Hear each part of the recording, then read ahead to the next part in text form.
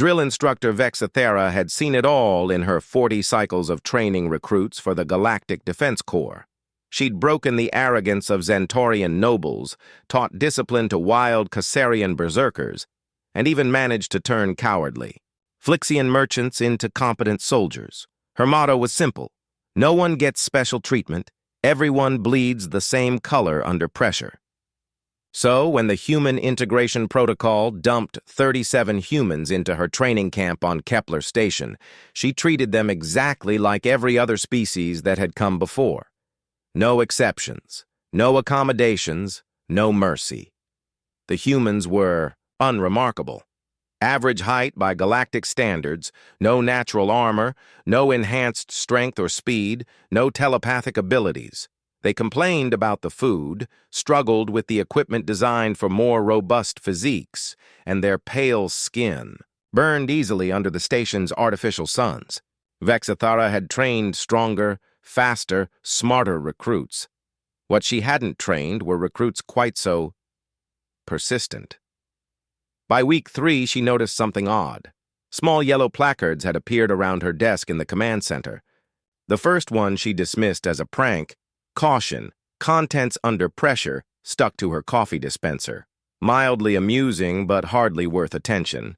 Then more appeared. Warning, explosive when heated on her temper management holoscreen. Danger, fragile, handle with care, taped to her stress ball. Notice, equipment prone to overheating plastered across her holographic training schedule display. Vexathera's mandibles clicked in irritation. She knew it had to be the humans. They were the only species juvenile enough for such behavior. But every time she interrogated them, they maintained perfect military bearing and claimed ignorance, with those unsettling binocular eyes that seemed to see right through her. The breaking point came during the infamous Hell Week, 7 days of continuous combat simulations designed to eliminate 50% of recruits. It was brutal, merciless, and exactly what real combat demanded. Most species lost their weakest, members by day 4, not the humans. They did something Vexathera had never seen in 4 decades of training. They started taking care of each other. When Private Martinez collapsed from exhaustion, Corporal Johnson carried both their packs. When Specialist Chen's equipment malfunctioned, Private Anderson shared her rations and gear. They formed buddy systems, created informal support networks, and somehow convinced their bodies to keep moving long after their individual limits should have been reached. By day 6, Vexathera was genuinely concerned. The humans weren't just surviving, they were thriving. Their camaraderie had turned them into something more than the sum of their individual parts. Other species were starting to notice, and some were even attempting to mimic human cooperation strategies. On day 7, she found a new sign on her desk. Warning, contents under extreme pressure. Approach with caution. That's when it clicked. The signs weren't pranks, they were concern? The humans had been watching her, studying her patterns, noting her stress levels. They'd recognized that she was pushing herself as hard as she pushed them, that she carried the responsibility for hundreds of lives on her 4 shoulders, that she'd been working 18-hour days for months without rest.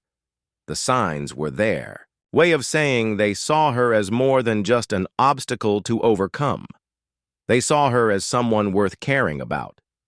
During the final combat simulation, something extraordinary happened. A malfunction in the training systems caused real plasma fire to erupt in Section 7. Standard protocol demanded immediate evacuation. Trainer safety was paramount. Vexathera found herself trapped behind a collapsed bulkhead, her leg pinned and her communicator damaged. She prepared for the inevitable court-martial that would follow the loss of training personnel due to equipment failure. Instead, she heard voices. Human voices, coordinating a rescue operation with mathematical precision and reckless bravery that made her mandibles ache. Private Thompson crawled through a gap barely wider than his shoulders to reach her position.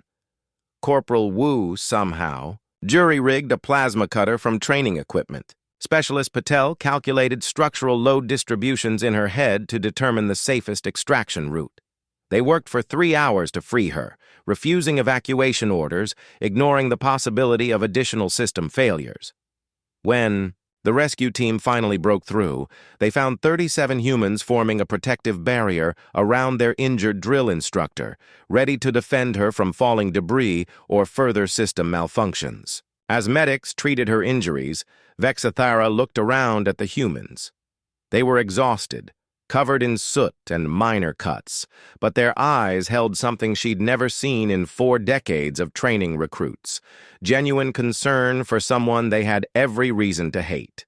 "Why?" she asked Private Martinez, who was sporting a bandaged forehead from falling debris. Martinez shrugged, that peculiar human gesture that somehow conveyed volumes. "You said no one gets special treatment, ma'am. That includes you. We look out for our own." The next morning, Vexathara found one final sign on her desk. "Notice, contents extremely valuable, protect at all costs." For the first time in 40 cycles, drill instructor Vexathara smiled. Perhaps these unremarkable humans weren't so unremarkable after all. They'd taught an old soldier that sometimes the greatest strength wasn't in individual power, but in the refusal to leave anyone behind. She kept that final sign on her desk for the rest of her career, a reminder that the best warriors aren't always the strongest or fastest. Sometimes they're simply the ones who care enough to make warning signs for a cranky drill instructor who forgot to take care of herself. The humans passed Hell Week with a 100% survival rate. It was a first in Galactic Defense Corps history, and it wouldn't be the last record they'd break.